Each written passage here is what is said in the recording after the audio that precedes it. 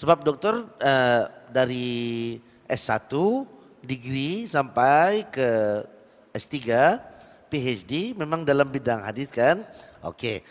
Belajar hadis ni kadang-kadang orang bilang, orang kalau belajar hadis sama belajar fikih atau kenal agama dari fikih bagus atau kenal agama dari hadis bagus. Pertimbangannya begini, kalau di Singapura doktor banyak kelas agama fikih. Justru kadang jamaahnya jadi pandainya menghukum halal haram. Tradisi juga asatiza begitu. Halal haram, boleh tak boleh. Nah, ada yang bilang kalau belajar dari hadis nanti tak paham fikih. Jadi kalau mau jadi muslim yang bagus, beramal dengan agamanya yang bagus, harus dari fikih atau dari hadis itu lebih syumul gitu. Kalau pandangan doktor, sebab doktor masa habis lama belajar hadis. Silakan doktor. Ya, kalau belajar fikih itu kan langsung praktek, Ustaz. Dan fikih itu dibuat oleh orang yang sudah baca kitab hadis. Kayak Imam Syafi'i mengarang kitab fikih. Atau Imam Rafi'i atau Imam Ghazali atau Imam Nawawi belajar mengarang kitab fikih. Beliau sudah belajar hadis semuanya. Beliau simpulkan di situ.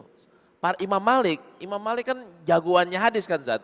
Sangat pakar dalam hadis. Beliau bikin kitab ya, Muwatta dalam hadis, terus kesimpulannya nanti kan jadi madhabnya Maliki, madhab Maliki.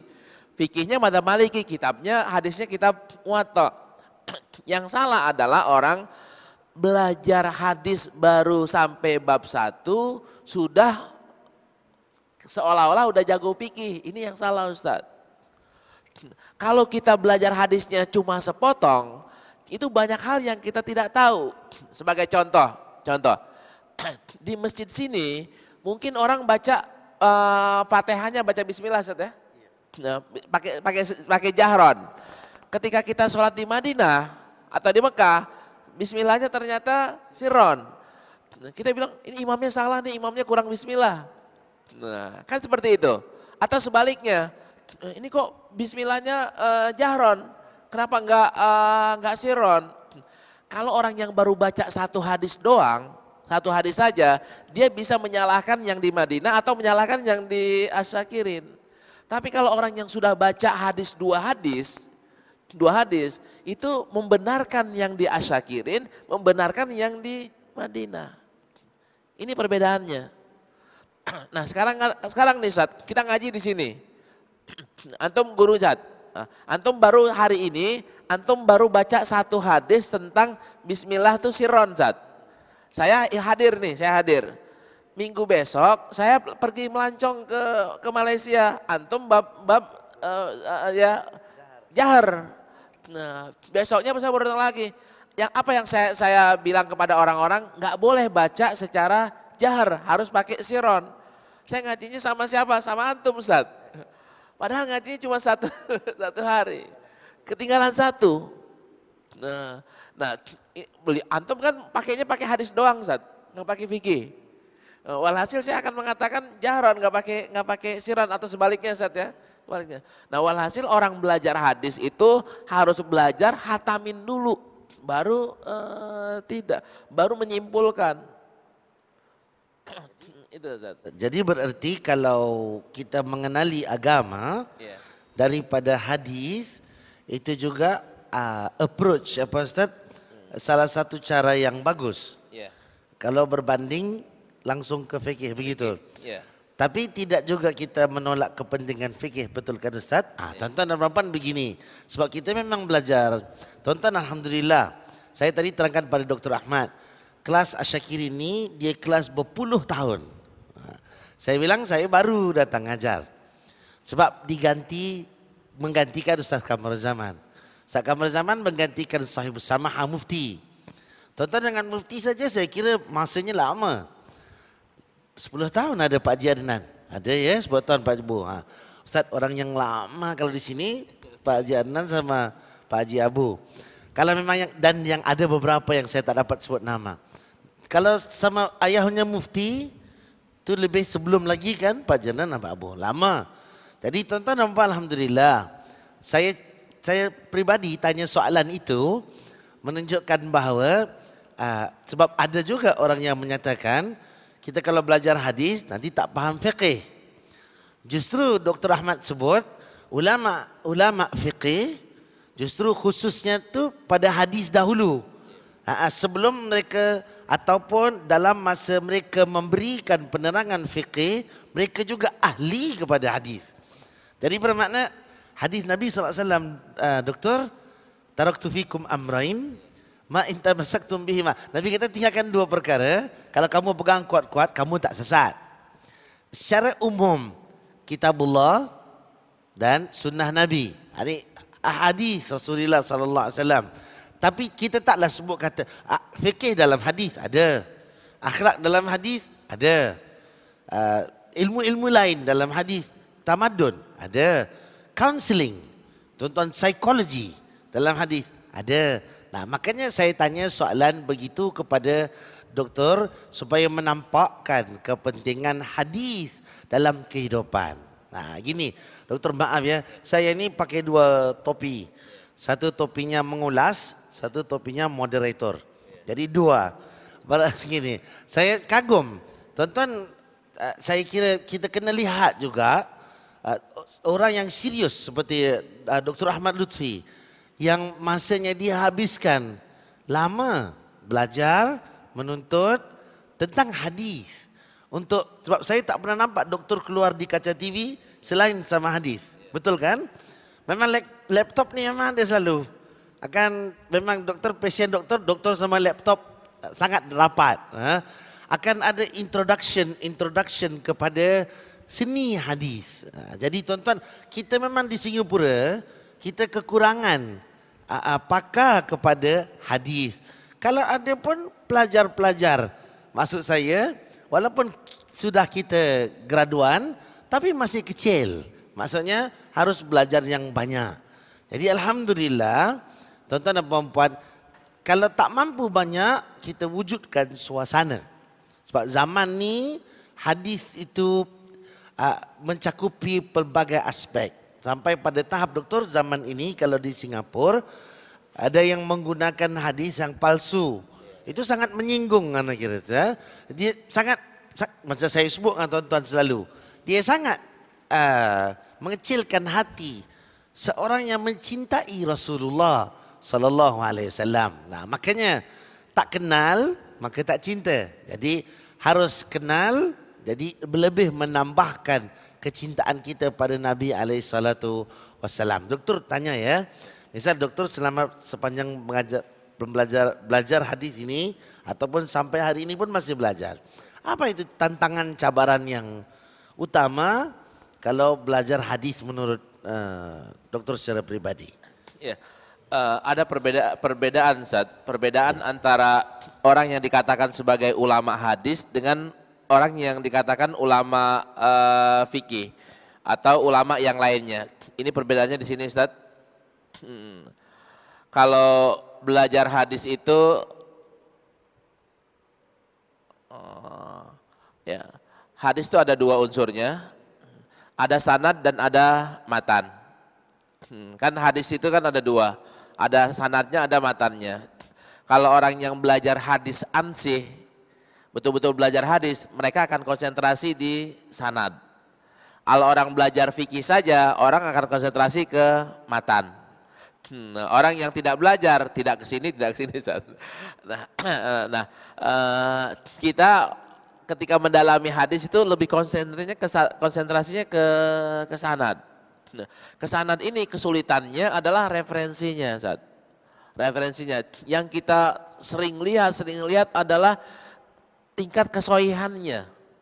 Jadi yang di banyak pelajari adalah nama-nama orang. Nama-nama orang ini ketemu atau tidak, ini orangnya cakap atau tidak, dobit atau tidak, adil atau tidak. Dan ini sulit sendiri, Zat. Apalagi kalau tingkat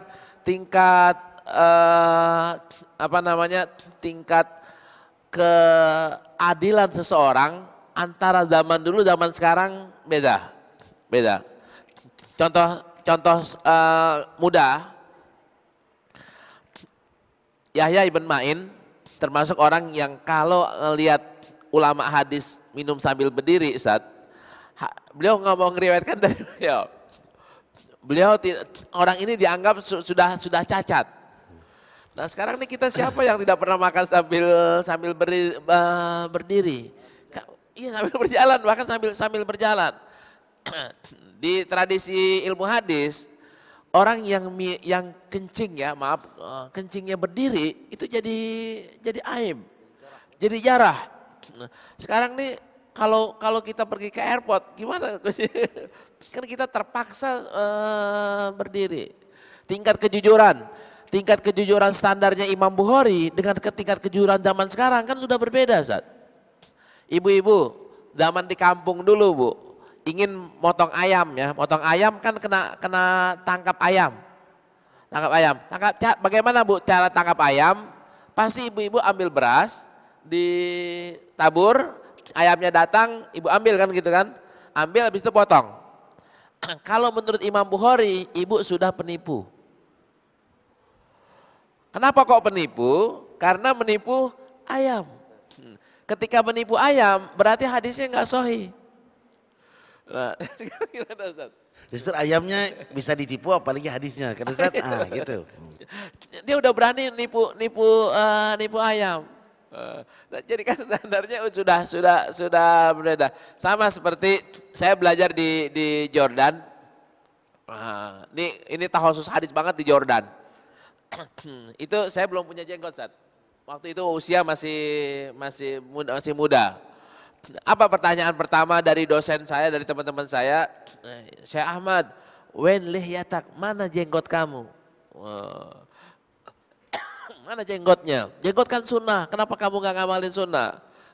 Ustaz, kalau saya ketahuan cukur jenggot, tidak lulus, Ustaz. Pemeriksaan tidak lulus. Nah itu kenapa kan ini niatnya, konsentrasinya di sana. Dan saya sehari-hari masa kuliah itu hanya untuk menentukan hadis ini sahih atau tidak, hadis ini sahih atau tidak, hadis ini sahih atau tidak. Penambahan di sisi matannya sedikit, Ustaz. Terus sulitnya untuk mencari sanad sulit, Ustaz. Mengenal orang ini kitabnya juga sulit. Tidak seperti nyari Sahih Bukhari matannya gampang, mudah. Cari kitab teks hadisnya mudah, tapi menentukan sahihnya sulit. Nah, Ustaz sebut Sahih Bukhari. Ya. Intro sedikit Sahih Bukhari bisa? Boleh? Ya. Terus kenapa kok Sahih Bukhari yang dijadikan standar? Karena emang Imam Bukhari itu menseleksi riwayat-riwayat yang boleh masuk di kitabnya itu sangat ketat, Zat. Sebagai contoh, kalau di Indonesia ada kampus ada university yang paling tinggi, Zat, UI, Indonesia. Kedua ITB, ketiga IPB, seperti itulah. Kalau orang yang masuk UI nilainya harus 3,7, 3,8, tinggi. Kalau masuk yang keduanya ITB boleh 3,5. Kalau yang bawahnya lagi boleh 3,2. Nah, Imam Bukhari itu tidak boleh masuk ke kitab beliau orang yang nilainya 3, Ustaz. Harus yang nilai tadi ini di sanadnya di sini, nilai adalahnya, nilai dobetnya itu harus 3,7, 3,8. Nah walhasil ketika kita baca kitab Sahih Bukhari, sudahlah nggak usah pakai tanya lagi, ini sahih atau tidak. Kenapa kok sahih atau tidak? Kita kan disuruh berpegang teguh kepada Nabi Muhammad SAW, bukan berpegang teguh kepada orang lain. Nah hadis ini berusaha untuk mengasih report bahwa ini betul dari Rasulullah, ini bukan dari Rasulullah. Kita nggak boleh ngambil dari selain Rasulullah, bukan tidak boleh. Kita kasih lihat di sini, Ustaz. Sumber hadis itu kan ada dari Rasulullah, ada dari sahabat, ada dari tabi'in. Cuman penilaiannya kan udah beda. Dari sahabat dikatakan mauquf, dari tabi'in dikatakan maqtu.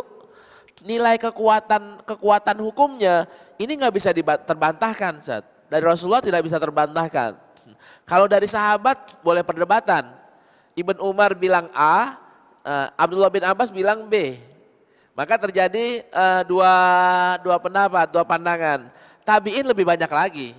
Kita boleh ikut Hasan al-Basri, kita boleh Ibn Sirin, kita boleh Ikrimah. Ada banyak pandangan. Nah, Imam Bukhari ada gak yang dari sahabat? Ada. Di Sahih Bukhari ada gak yang dari tabi'in? Ada. Hanya saja yang masuk yang dari Rasulullah itu seleksinya adalah riwayatnya riwayat kelas 1 yang 3,7 tadi, yang dari sahabat juga yang 3,7. Dari tabi'in juga 3,7. Orang mengatakan bahwa berarti doif dong. Karena hadis itu tidak sampai ke Rasulullah. Enggak doif, Ustaz. Kalau Imam Bukhari kita mau mempermasalahkan, mengatakan beliau doif adalah kalau hadis itu riwayat tabi'in, beliau katakan sebagai riwayat Rasulullah Sallallahu Alaihi Wasallam. Ini baru bermasalah. Atau riwayat tabi'in dikatakan riwayat sahabat. Atau riwayat sahabat, perkataan sahabat dikatakan sebagai perkataan Rasulullah Sallallahu Alaihi Wasallam.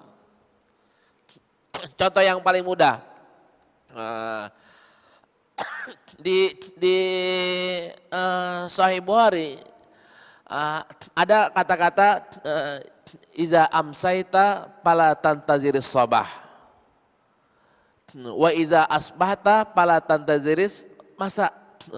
Kalau kalian di pagi hari jangan tunggu sampai sore hari. Kalau di sore hari jangan sampai tunggu pagi lagi. Ini perkataan Rasulullah atau bukan? Bukan, Ustaz. Bukan perkataan Rasulullah. Ini perkataan Abdullah bin Umar. Abdullah bin Umar. Imam Bukhari bilang apa? Imam Bukhari juga bilang ini perkataan Abdullah bin Umar. Imam Bukhari tidak mengatakan ini sebagai perkataan Rasulullah Sallallahu Alaihi Wasallam. Cuma kita nih yang baca kadang-kadang salah menisbahkan. Karena ada di Sahih Bukhari, karena kita bilang gitu, qala Rasulullah sallallahu alaihi wasallam iza asbahta fala tanziril masa wa iza amsaita fala tanziris sabah. Ini hadisnya kayak gimana? Hadisnya palsu, Ustaz. Palsu kalau dinisbahkan kepada Rasulullah sallallahu alaihi wasallam. Sahih kalau dinisbahkan kepada Abdullah bin Umar. Nah, yang semacam ini yang banyak orang yang agak sedikit keliru. Sehingga banyak orang mengatakan di Sahih Bukhari ada yang doif. Contohnya apa? Tadi itu. Ini orang salah paham aja. Di Sahih Bukhari ada perkataan tabi'in berarti doif. Kalau secara definisi hadis tabi'in dikatakan sebagai hadis Rasulullah kan doif. Bahkan kalau menurut Syekh Albani itu palsu. Nah, berarti di Sahih Bukhari ada yang palsu dong. Ini kesalahan orang yang tidak mengerti.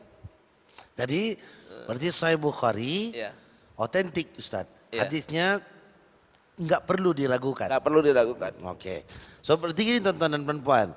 Hadis kitab hadis Sahih Bukhari adalah yang kalau saya boleh tambah, Dokter, yang paling sahih selepas Kitabullah. Maknanya sebab Dokter sebut tadi standard Imam Bukhari tinggi 3.7, maksudnya standard yang Imam Bukhari nak mesti ada certain level barulah boleh hadis itu dimuatkan dalam kitab. Cuma kadang-kadang ada beberapa kekeliruan pembaca pada kitab Imam Bukhari seperti yang Doktor terangkan, kadang nisbah hadisnya disalahfahami maka orang mendaifkan hadis tersebut. Tanya